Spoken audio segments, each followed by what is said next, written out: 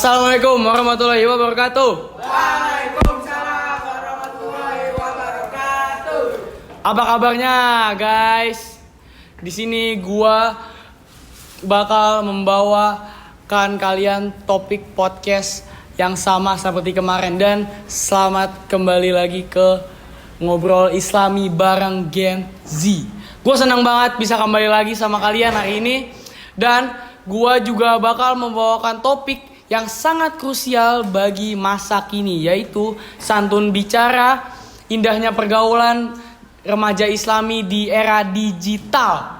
Oke, gue bakal ngasih kalian satu contoh seperti contohnya kayak di era digital itu kalian harus memikirkan dua kali apa yang kalian tulis, kayak apa yang kalian ketik di medsos, di IG maupun di medsos lain, di WhatsApp mungkin di status.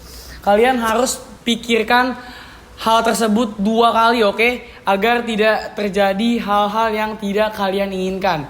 Nah, selanjutnya kita bakal ke perkenalan narasumber. Stay tune. Oke, kita bakal lanjut ke sesi perkenalan narasumber. Gue di sini nggak sendirian aja ya yang membawakan podcast topik yang gue bilang tadi. Di sini gue bersama 3 narasumber yang jauh banget mereka datang ke tempat atau studio ini ya kan. Kita bakal perkenalan dulu nih satu-satu. Narasumber pertama, gimana kabarnya? Namanya siapa? Alhamdulillah, gue baik. Perkenalin, nama gue Zaskia Zahira. Oke, narasumber pertama yang bernama Zaskia Zahira. Ini energinya udah dapat banget walaupun dari narasumber pertama. Selanjutnya kita bakal nanyain narasumber kedua. Bagaimana kabarnya? Namanya siapa nih? Alhamdulillah, kabar saya baik. Nama gue Kindara Nadia Lova. Di sini saya udah siap banget mau ikutan podcast di sini. Oke. Dia udah siap banget nih buat ikut podcast kita yang sangat krusial hari ini. Kindara Akna Dialova. Oke. Selanjutnya ada narasumber terakhir yang bernama Amiril. Sebelumnya kabar gue baik. Perkenalkan, nama gue Amiril. Terus semoga yang nonton ini sehat juga ya. Amin. Terus bisa ngambil hal-hal baik dari podcast ini. Ya. Amin. Oke, kita bakal lanjut ke 3 pertanyaan atau bagan yang bakal topik yang bakal kita bawain hari ini. Oke, teman-teman, kita bakal lanjut ke segmen pertama yang bertemakan dengan kenapa santun bicara penting. Oke, kita bakal masuk ke pertanyaan awal fundamental banget nih. Gue mau nanya ke kalian semua, kenapa sih ngomong santun itu penting? Apalagi di zaman digital yang serba tancap gas gini. Siapa duluan yang mau? Nah, siapa duluan yang mau jawab nih? Oke, gue dulu deh. Gue dulu ya.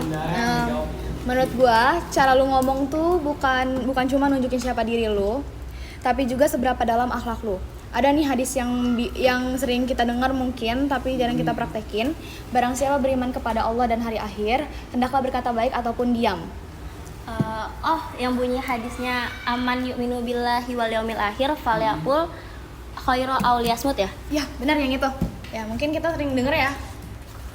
Betul. Oke, terima kasih Kindara. Dari poin-poin yang lu bilangin nih, mungkin dari kita tuh harus ngejaga akhlak kita dalam berbicara, oke? Dan yang Zaskia ngasih tahu hadis tadi tuh sangat-sangat dalam. Nah, setuju banget nih gua. Sekarang kita lanjut ke narasumber kedua. Siapa nih yang mau ngejawab antara Zaskia sama Miril? Gue deh. Oke. Gue setuju banget sih sama Kindara. Gini ya, kan media sosial itu sekarang kayak api, cepet banget nyebarnya. Jadi kalau misalnya kita komen yang enggak atau nge-tweet yang kasar-kasar, bakal cepet banget nyampe ke orang dan bisa bikin sakit hati ke orang lain. Dan juga bisa bikin bumerang ke diri kita sendiri. Agak ngeri ya, dan juga bisa sampai ke ranah hukum.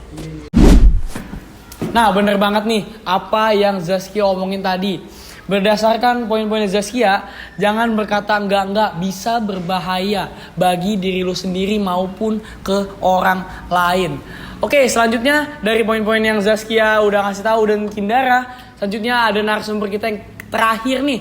Apa sih tambahan yang mau lo tambahin dari narasumber-narasumber lain nih? Oke. Jadi tambahan dari gue nih ya. Intinya sih orang tuh bakal lebih filter sama kita kalau kita ngomongnya sopan. Kalau ngomong kagak ceplos-ceplos tuh apa namanya? Ngomong ceplos-ceplos kagak difilter. Misi lu palanya. Ceplos-ceplos kagak difilter ya orang pasti ilfil dong, terus ngejauhin kita.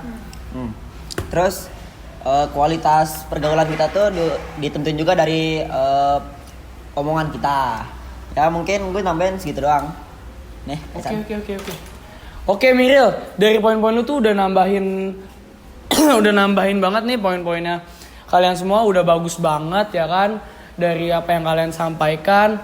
Terus juga ada tips-tips yang baik banget buat kita semua ya, buat remaja-remaja Islami di zaman sekarang. Dan bisa kalian terapkan juga di rumah, bisa kalian lakukan juga, jauhkan diri kalian dari circle-circle yang enggak. Soalnya kalau circle-circle kalian berkata kasar, kalian juga pasti ikut berkata kasar. Betul. Selanjutnya kita bakal lanjut ke segmen kedua, contoh nyata. Ngomongin tentang santun dan contoh nyata, gue kemarin abis dikasih berita nih dari Kindara lewat WA.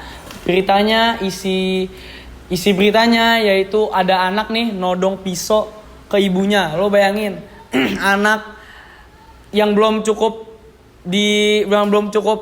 umur, betul, belum cukup umur, bayangin nodong ibunya gara-gara cuman pengen dibikin skincare buat muka.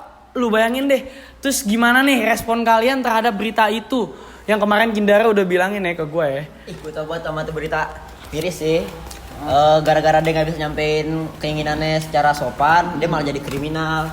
Tuh bukan ngerugiin orang, dia bukan cuma ngerugiin orang lain, malah ngerugiin diri dia sendiri kan. Jadi malah jadi kriminal. Oke. Dari poin-poin yang Mira sampein itu udah bener banget.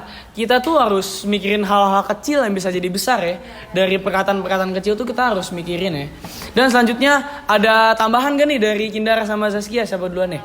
Oke, Zaskia. Kalau gue lihat-lihat itu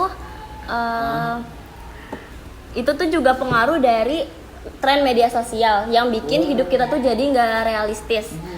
Kan kalau di generasi digital sekarang tuh skincare lagi hype banget ya. Anak-anak tuh jadi maksa orang tua yang enggak. Padahal kalau misalnya kita minta baik-baik dari awal, Bisa. ya kayak Bu, aku mau minta dibeliin skincare dong, tapi nanti belajar aku lebih Caranya rajin tuh kayak lagi. gitu. Iya, harus lebih baik lagi. Atau kita bisa nabung dari uang jajan. Iya, benar. Kan kalau kita ngomong baik-baik kayak gitu, hidup tuh lebih adem ya. Iya benar. Terus orang tua tuh jadi nggak tertekan juga. Oke, dari gue ya. Bener banget sih itu bukti nyata kalau komunikasi yang kadang tuh masalah kecil gitu bisa jadi masalah gede. Dan akhirnya berujung ke tindakan yang ekstrim. Padahal kunci harmonis itu dari lisan loh. Wah, ini dalam banget, gila. Segmen kedua contoh nyata. Contoh nyata ini nih kayak gue bisa aja jadi jahat gitu ya. Gue bisa aja jadi jahat tapi melarang gitu hal-hal jahat ke diri gue ya kan. Oke, mungkin segitu aja poin-poin segmen kedua. Kita bakal lanjut ke segmen ketiga. Oke, yang terakhir tapi tidak kalah penting, segmen ketiga, tips biar tetap santun di era digital.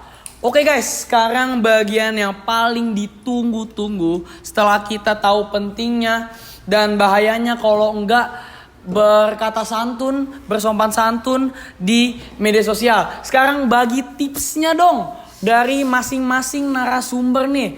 Gua karena dari tadi kalian ngusulin per narasumber, gua bakal milih narasumber yang pertama yaitu Kindara. Bagi dong tipsnya Kindara. Siap. Tips pertama dari gua, ingat aja kalau setiap omongan kita itu pasti dicatat ya sama malaikat. Jadi sebelum kita ngomong ataupun ngetik, tahan dulu jempolnya, mikir dulu ini manfaat atau mudarat. Ini bakal jadi pahala ataupun jadi dosa ya. Nah, kalau misalnya kita udah kayak gitu, insya Allah nanti kita bisa lebih hati-hati. Itu dari gue ya. Oke.